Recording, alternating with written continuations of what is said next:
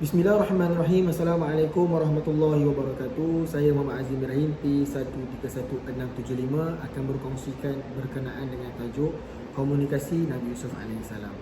Sebelum kita pergi dengan lebih lanjut, suka untuk saya berkongsikan serba sedikit tentang latar belakang Nabi Yusuf.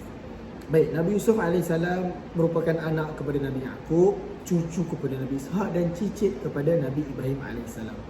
Dan Nabi Yusuf jika diikutkan turutan adalah Nabi yang ke-11 dan anak ke-7 daripada 12 orang anak Nabi Yaqub. Dan secara umumnya kita ketahui bahawasanya Nabi Yusuf merupakan anak yang paling disayangi oleh Nabi Yaqub. Baik, Nabi Yusuf AS dikisahkan oleh Allah SWT dalam Al-Quran dan diiktiraf sebagai ahsanul qisas yang perlu dijadikan rujukan oleh para menteri atau pemerintah. Kenapa dikatakan ahsanul qisas, sebaik-baik kisah? Kerana kisahnya yang sungguh asyik daripada kecil, kemudian mimpi, kemudian ditindas oleh adik-beradiknya, disorok di dalam perigi, didatangi oleh sekumpulan musafir, dijadikan anak angkat raja, kemudian dituduh pula berzina dan akhirnya dijadikan sebagai pemerintah Mesir. Nabi Yusuf juga berilmu pengetahuan dalam mentafsir mimpi sama seperti ayahnya serta diberi kuasa pemerintahan di Mesir pada akhir hayatnya. Baik.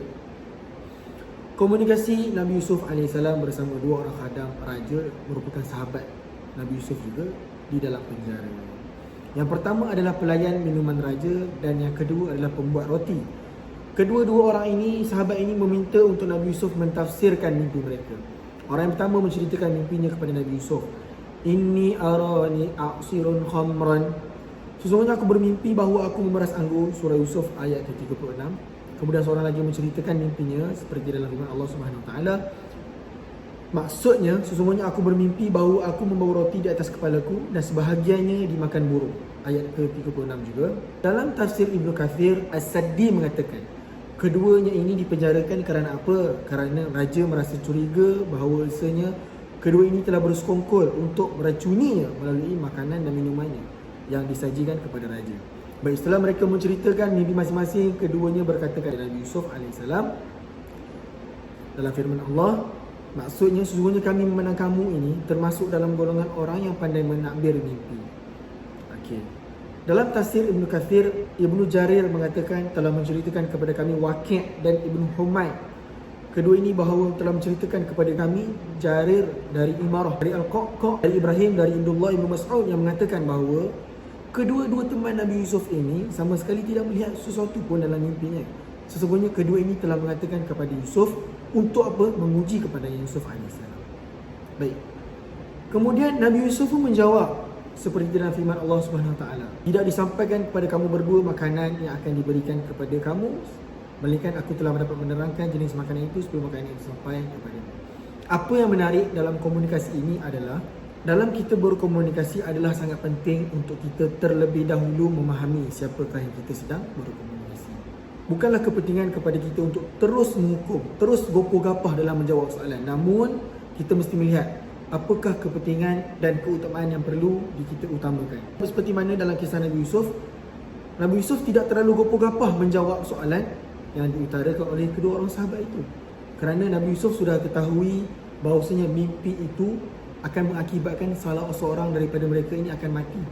Kemudian Nabi Yusuf menjelaskan dahulu pada ayat 39 berkaitan dengan mesej keesaan Allah. Baik, apa yang menarik dalam kisah Nabi Yusuf ini adalah perkara penting dalam berkomunikasi. Yang pertama, terlebih dahulu kita kena faham keadaan orang depan kita.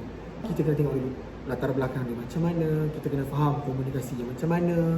Kita tidak perlu gopoh-gapah seperti mana Nabi Yusuf tidak terus menjawab. Apa yang menariknya adalah Nabi Yusuf jawab soalan itu di hujung bualan mereka. Nabi Yusuf berceritakan tentang perkara lain dahulu, tentang menyelamatkan tauhid, menceritakan tentang ketuhanan, menceritakan tentang kaum yang mengkhianatinya dan menceritakan tentang ayah dan datuk nenek moyangnya, tentang tauhid dan ketuhanan, serba-serbi tentang Islam. Kenapa Nabi Yusuf cakap macam tu? Sebab Nabi Yusuf lihat ada masalah yang lebih utama daripada masalah mimpi tersebut. Kita tengok pada ayat 40, tulisan 40. Kemudian beliau menjelaskan mesej tentang keesaan Allah SWT. Hai kedua penghuni penjara, manakah yang baik? Tuhan-tuhan yang bermacam-macam itu ataukah Allah yang Maha Esa lagi Maha Perkasa? Seterusnya, kamu tidak menyembah yang selain Allah kecuali hanya menyembah nama-nama yang kamu dan nenek moyangmu membuatnya. Allah tidak menurunkan suatu keterangan tentang nama-nama itu. Keputusan itu hanyalah di kepunyaan Allah. Dia telah memerintahkan agar kamu tidak menyembah selain dia. Itulah agama yang lurus, tetapi kebanyakan manusia tidak mengetahuinya. Dalam tafsir Ibnu Katsir mengatakan, Ibnu Juraij mengatakan Yusuf membelokkan perbicaraannya dari takbir mimpi kepada seruan ini kerana Nabi Yusuf tahu takbir mimpi itu akan memberikan bahaya kepada seorang haram. Hal ini jelas menceritakan Nabi Yusuf sangat peka tentang situasi ataupun keadaan sesiapa yang bertanya kepada. Setelah itu Nabi Yusuf pun menyeru mereka supaya menyembah Allah yang Maha Esa. Beliau pun menerangkan maksud mimpi tersebut pada akhir bicaranya. Dan kita nampak macam mana Nabi Yusuf mengambil kesempatan menyampaikan Islam dalam mesej tersebut. Nabi Yusuf tidak terus menjawab, bahkan dengan penuh hikmah Nabi Yusuf mengisi perbualan tersebut dengan mesej ketuhanan sebelum menjawab persoalan tersebut. So ayat 41, hai kedua penghuni penjara, adapun salah seorang di antara kamu berdua akan memberi minuman tuannya dengan khamar, adapun yang seorang lagi maka ia akan disalib, lalu burung memakan sebahagian dari kepalanya. Telah diputuskan perkara yang kamu berdua menyerahnya kepadaku. Dalam tafsir Ibnu Katsir, As-Sawri telah meriwayatkan dari Imarah Ibnu Qaqqa dari Ibrahim Ibnu Abdullah yang mengatakan bahawa keduanya berkatakan sebenarnya kami ni tak melihat apa pun dalam mimpi kami. Tafsir kata Yusuf AS memberitahu keduanya bahawa takbir itu telah diutarakan pasti akan menjadi kenyataan, kerana mimpi itu tetap menjadi ramalan baginya selama dia tidak menceritakan. Tetapi bila seorang itu menceritakan tentang mimpinya, maka mimpi itu akan menjadi kenyataan. Barang siapa yang berpura-pura mimpi lalu ditakbirkan mimpinya itu, maka apa yang ditakbirkan pasti akan menjadi kenyataan. Baik, itu sahaja komunikasi yang terdapat di dalam surah Nabi Yusuf. Kita dapat lihat betapa hikmahnya Nabi Yusuf menjawab persoalan, penuh dengan hikmah bagaimana Nabi Yusuf berkomunikasi dengan dua orang yang bertanya kepadanya soal mimpi. Dan Nabi Yusuf bijak dalam menyusun bagaimana strategi untuk menjawab persoalan, kemudian diselitkan dengan mesej Islam dan secara tidak langsung memberi keselesaan kepada orang yang bertanya. Itu sahaja daripada saya.